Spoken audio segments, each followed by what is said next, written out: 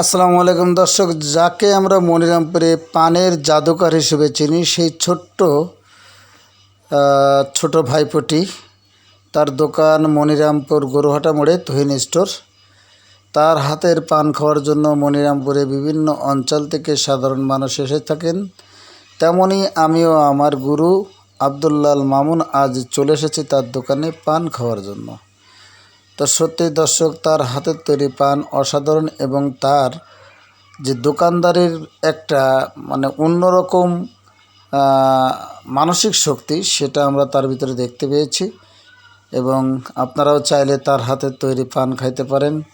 মনিরামপুর গরুহাটা মোড়ে আসলেই তার হাসি মাখা মুখটি আপনারা দেখতে পাবেন। সত্যিই অসাধারণ তার এই মুখের হাসি। বিশেষ করে আমরা মুগ্ধ হয়েছি তার ভালোবাসায়।